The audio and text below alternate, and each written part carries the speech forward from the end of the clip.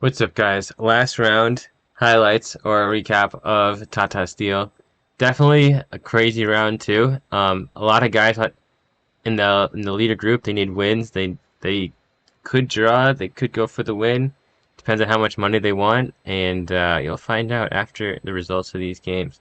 So definitely like and subscribe, and gonna get right into the video. All right, let me start looking over these games. This is from the last round. Kind of time skipped a little bit here.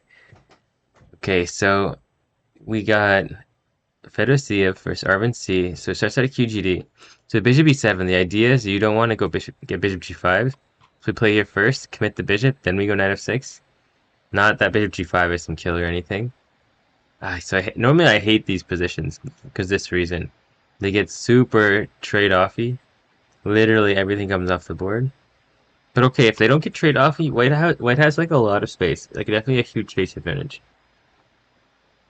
Yeah, if I can get the queen in front of this bishop, like, just like, let's say way smooth. If I could go here, here, and here, life would be good. I love how it still doesn't win. There's mate and take on d7, but he can go knight f6 here. Okay, so that's what I'm trying to do. Okay, so f5, which generally is like, e6 is super weak, but if you can get e5 in, then you're okay. Or if you're like life on the edge. Okay, so White's going for the e4 break. Black wants his e5. I don't even think he's like rushed to do this though. But if White can prevent this, control the square, keep this pawn here, then this is a weak pawn. Okay, so bishop here, rook c2. Yeah, so it actually looks like, well, it looks double-edged. Okay, so we're starting to play against this weakness. Prophylactic king h1. This is just to avoid any checks. Or if e4 this check. That's why he's going king h1, just waiting. Okay. Also, what is black doing? Kind of nothing. Oh, so we got a shot. To trade off? Yeah, I would assume he takes the bishop too. But white gets this pawn at the end. He has the pawn, but black has the two bishops. So this is what black's quote-unquote compensation is. Okay, so that's why the computer says equal to. Now, can we get in here? Okay, so rook g2, it feels like progress. But white's gonna start getting active with the pawns. Whoa. Knight d1, and you win a piece. He has 1 minute left, so I guess that's part of it. So you need to go bishop takes c3 first. The problem here is this pretty much admits to a draw. And I guess that's why he didn't want to do it. And that's always like the crazy part.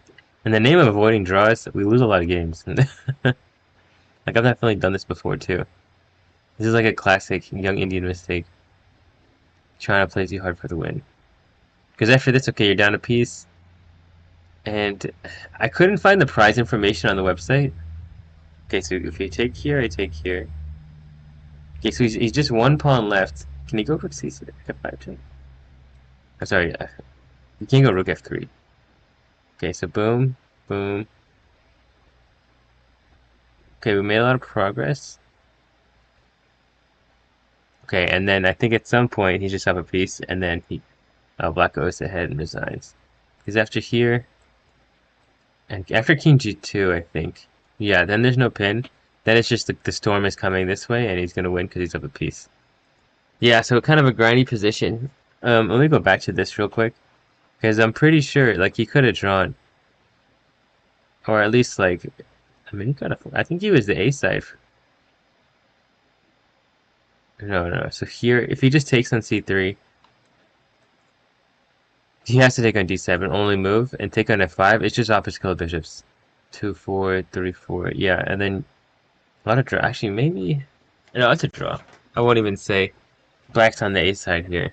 But because of bishop takes f5 and knight d1, this bishop drops off, and that's too much. And that's how he wins. Alright, so on to the next round. Okay, something interesting about these guys is in the tournament standings, they're both in the same spot. I don't know once again, I don't know how the prizes are for this tournament. I was trying to find out. I think it's just top 3. So these guys aren't really playing for anything at that point. Maybe they get like appearance money, but I would not be surprised if this ends up just a really quick draw. Because they both basically had good tournaments. They gained probably like 20, 30 FIDE. Maybe 20. They got their wins. They weren't the B side. So I could definitely see like a little risk. Okay, I mean it looks like it's kind of dangerous. But But I think it might just peter out. That's the problem. Because, okay, black is up a rook, right? So here, trade everything. And then, let's see, do they fight? Make some moves. Yeah, and then the draw is there and they take it. Let's see, 30 minutes to an hour. Bluebaum wasn't wasting any time. He was just, alright, let's get this over with. I like my position. Okay, so, yeah, kind of a quick draw from guys not playing for anything. So, that definitely makes sense. On to the next one. Okay, so doing some math, I think Bluebaum had 7 points. So Bluebaum, Van Foreest, Sindarov all had 7 points. Or Sindarov 7.5 because he won the last game. So he has 7, he had 7, he had 7. So he had 6.5. So Bluebaum actually should have been trying to play for the win. Because if he had won, he could get a 7.5 and he could have gotten top 3, which I think places for money. So maybe these guys don't care about prizes. But alright, so Van Foreest is at 7. So a win would be great, because Sindarov is also only at 7.5. So he should really want to win this game. But I guess he's black. Okay, so we play this. Okay, can he get the e5 break? I would think he would want to play this for a win. Seems a little bit easier for black to play. Okay, so because if he wins this, then he's got a great chance at getting some top prize. Okay, so he's -1. These pawns are all weak. Okay, g5 is the move. This is all fine.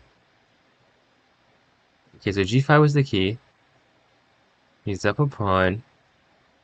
He goes for the queen trade. So queen trade g6 is better? So does he even do it? He does do it. So why is this better? It's so strange. Knight c3. Alright, I did not see knight c3. Knight c3, killer move. g5. Okay, let's say I go e6. What am I missing here? Oh, this pawn? Okay, so let's say I don't want to give this pawn. I go a3. Ah, so I have this threat. Okay, so knight c3. It's weird because it's backwards too. I threaten rook takes knight, and I threaten knight takes pawn. Okay, so g3 protects this. And then this, oh, the crazy part is I win this, and I get the outside pass pawn. So really the whole idea is to get the outside pass pawn. So that's what he should go for. So why is this worse? Okay, g4. He can go rook takes now. What's the difference? So queen g6, queen takes, pawn takes. Okay, rook takes. Takes, knight takes. You would think this is worse. And then, alright, I mean, I don't get it. You can go here and get this. It's so deep. It's so deep, the difference. I can't.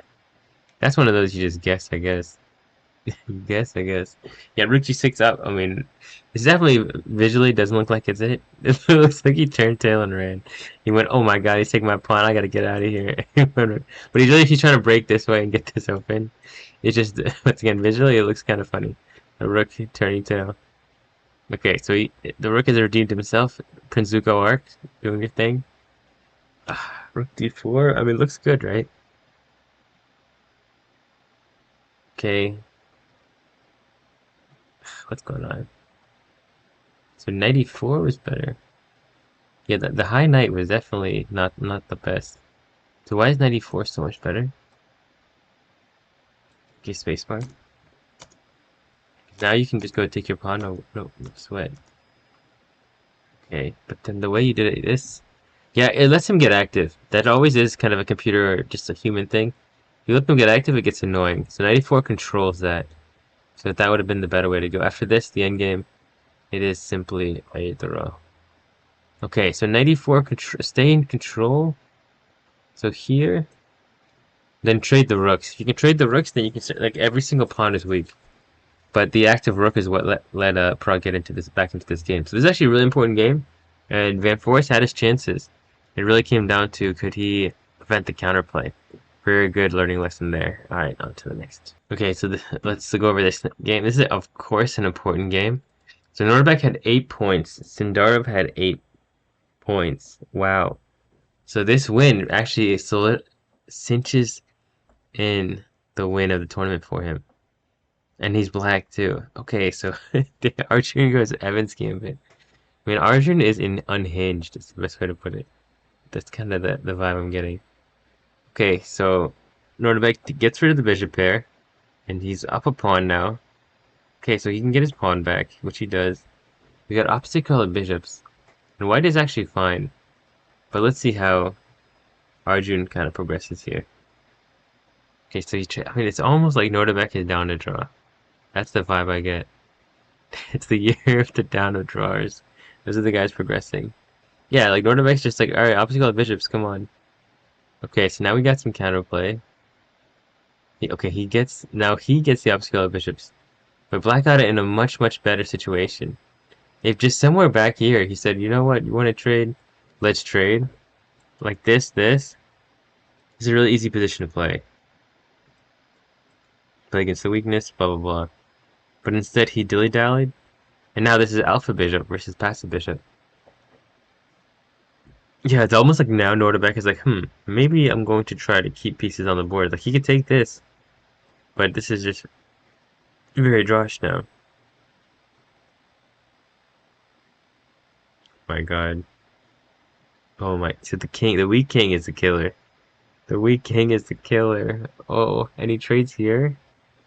Because he gets another pawn? Oh my goodness, it keeps going. It's just like hit after hit. This is like a boxing match. Every pawn loss is like a punch to the face. Okay. Now, is 2 enough? Is now the $1,000,000 question. Survey says yes. So the problem's, oh my god, and it's perfect too, because this pawn is this square.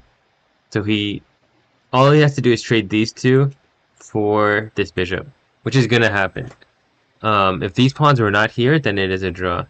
So you're gonna see, I mean, I guess he just resigns early. But basically, he could have just walked him down, won this bishop, and then walked over here, got this pawn, and then and then won the endgame at the end. So crazy. So, I mean, Nodirbek kind of got a good situation, because he got someone who's, one, reeling, and also really wants to win. But he didn't really try to win. That's the crazy part. He didn't try to win. He tried to draw, and he got blessed with the win.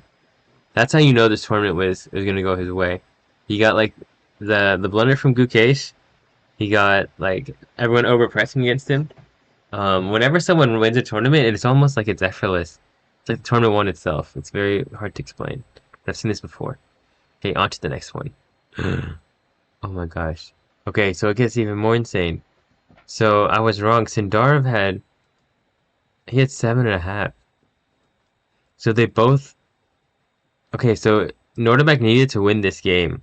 If he had drawn, okay, so he had drawn the game, he clinches first place, but Sindarov could have caught him if he wins. And Sindarov also has a kind of favorable matchup. Man, it's I win. Oh, and so you see Sindarov going King's Indian too. He's trying to play for the win. Oh my God, this is like okay. So he goes this way. Interesting. I would go knight b4, but alright, he goes for this King's Indian. Oh my God, we're going straight Street Fighter. Anytime you see like a really wonky structure like this, you know he's trying to play for a win. Is he gonna sack the exchange or something? Nope. So he's down a pawn, but he's got 2 bishops. Okay, so he gets his money back. And now, is this enough? I would think no. Okay, so the king is cozy on g7 and h6.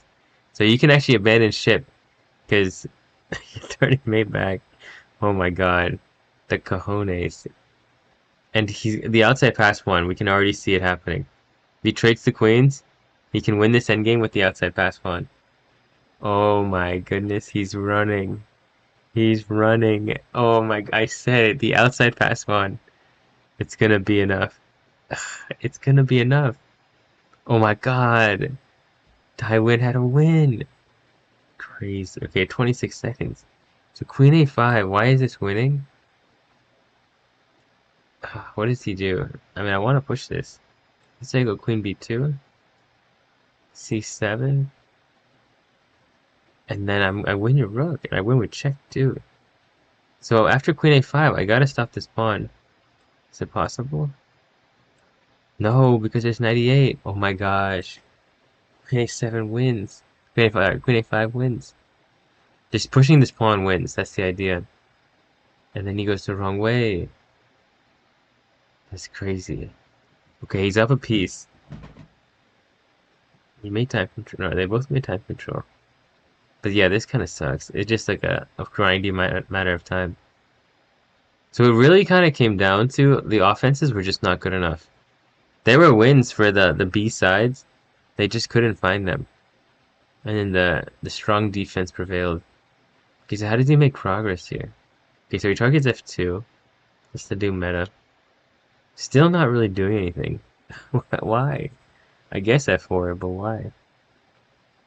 Oh, brother. I feel like he had the draw. Blackwood made no progress. Why is he the one progressing? He's trading off and making it easier for the blacks. Is he throwing this game? Is that what it is? Oh my goodness. Dude. It was a really weird game. I can't understand that. He should be wanting to draw. And he had basically clinched the draw with no progress. They were just shuffling. So then why did he all of a sudden go F4? And then especially why all of a sudden did he trade queens? So what's wrong with just going back? Or maybe trade the rooks? Yeah, maybe trade the rooks is annoying, but I think you would want the queens on the board at all times. Because that gives you really good drawing chances because of the perpetuals. Okay, weird game. Definitely had wins for white, but he couldn't find them. Wow, so Sindarov got blessed too. That's crazy. Okay, let's go to the next one. Okay, so Hans had 7 points. So a win for Hans would have technically given him a chance to win the tournament. To get first place, because Nodirbek had 8 going into the round. So Hans should really be wanting to play for a win here. He's black against the niche, the people's champion. So that's going to make it a little bit more difficult. Okay, so we get kind of some equal Roy Lopez. You know, when I say equal, I mean equal. Okay, these guys are not playing for it at all. These guys said, alright, let's draw. There was absolute no effort of trying to win this one. So I'm gonna go straight into the next one. Maybe I should do it all one take too. From now on. Alright, so here we have Gukesh and Keymer. So Keymer also has 7. So if he wins, he could technically win the tournament. And Gukesh had 6. So Gukesh is just trying to recover FIDE at this point. What's crazy is Keymer is higher rated than Gukesh.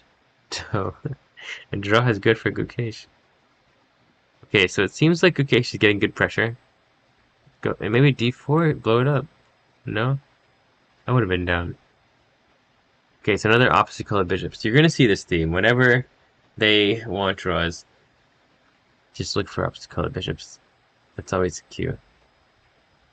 Okay, so here we're whoa. Alright, so I don't think they're playing for a draw anymore. This is definitely an actual game. Because we have a huge imbalance. Opposite color bishops, we have rook and knight for queen. Equal pawns, but every single one of black's pawns are weak. So black is actively trading off. Yeah, it makes it harder to lose. And it's getting rid of like the things that you have to manage. You have to manage a lot of weak pawns. Before. Okay, good. Good. And then, okay, here. This should just be a head draw. Well, I guess you could never get your pawn to C1. That's the thing. You can push to C3, you can push to C2. But if my rook is like on C5, my bishop is here, and it's defended, you will never, ever get to C1. Because I have 2 pieces. It's always the strength of the 2 pieces versus the queen. If it comes down to a fight, that for one thing, the 2 pieces will win, because they have 2 pieces.